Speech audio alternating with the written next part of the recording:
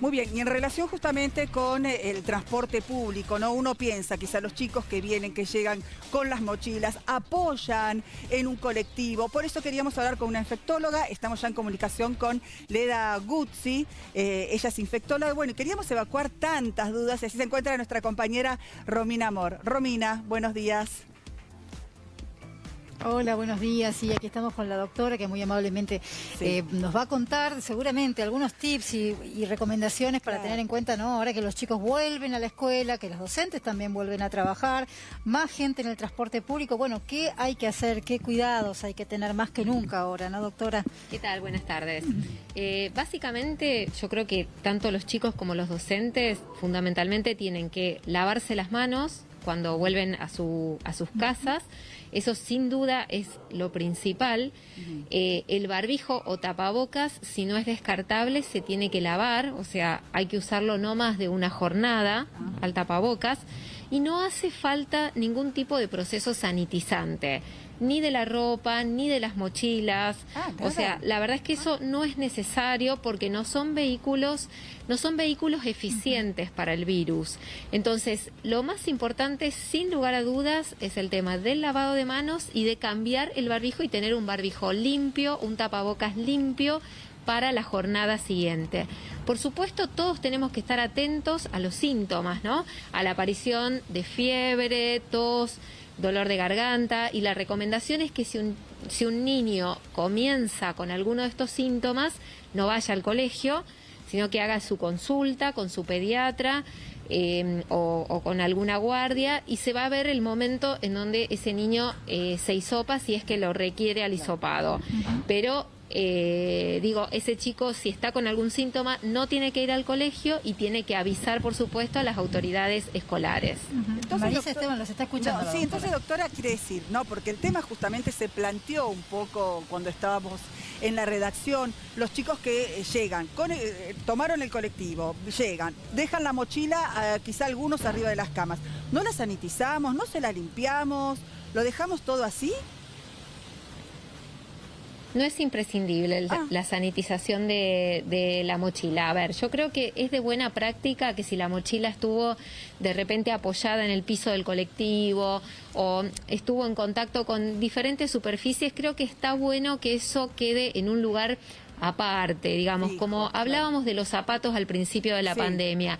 Es de buena práctica sacarse los zapatos y utilizar otro tipo de calzado dentro del domicilio. Pero no es el calzado, ni la mochila, ni el abrigo lo que va a traer el COVID a la casa, ¿sí? Recordemos que el principal mecanismo de transmisión es el contacto estrecho, persona a persona, ¿sí? Sobre todo a poca distancia y sobre todo, por supuesto, sin el tapabocas o sin el barbijo.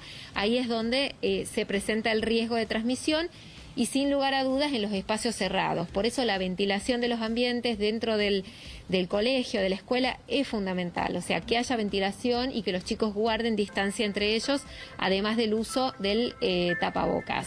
Doctora, usted recién hablaba de la responsabilidad de cada casa, ¿no?, ante los síntomas que pueden tener los chicos.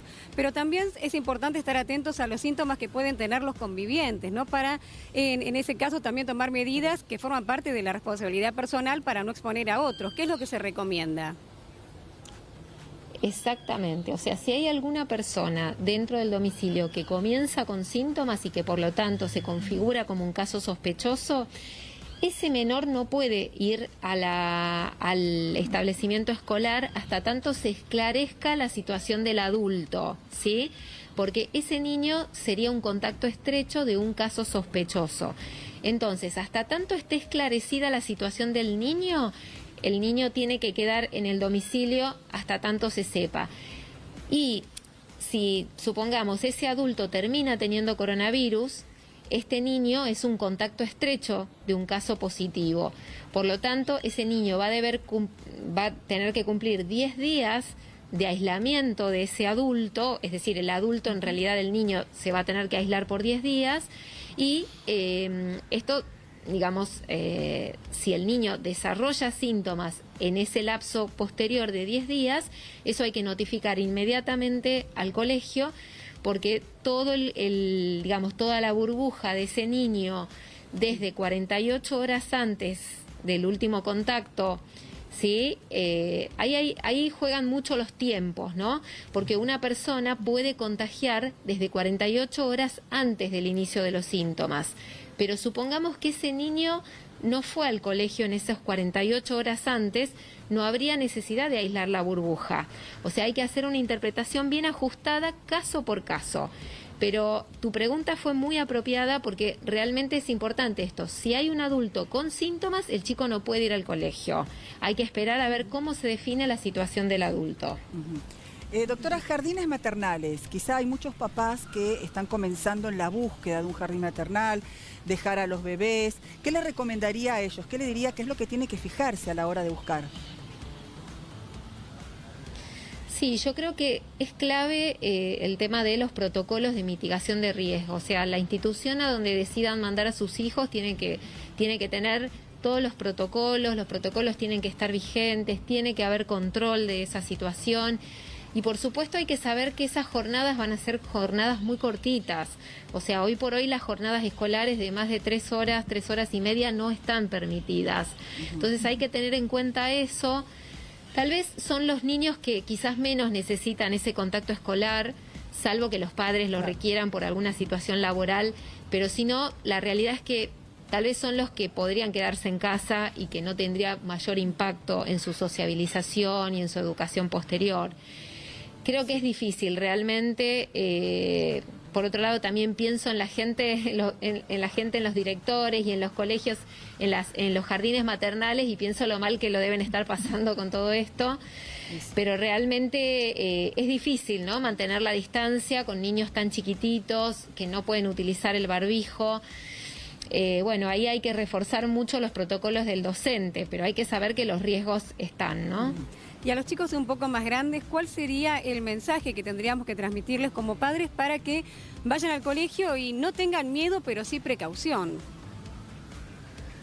Claro, yo creo que esto es importante. No tienen que tener miedo, tienen que saber que estamos transitando un momento especial en el cual es necesario que se tomen estas precauciones. En primer lugar, el niño tiene que comprender la necesidad del uso del tapabocas, tiene que entender que el tapabocas debe usarlo bien, es decir, debe cubrir la nariz, la boca y el mentón, que no se lo puede sacar durante toda la jornada escolar, eso es clave, y que tiene que tratar de mantener distancia de sus amigos.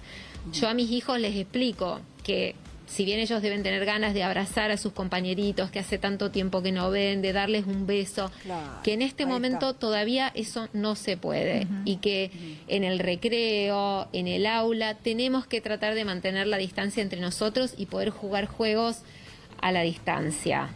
Perfecto, importante, ¿no? Esa charla que debemos tener, ¿no? Seguro con que nuestros hijos, y que también seguramente va a estar bien acompañado, y debe estar bien acompañado también desde el colegio.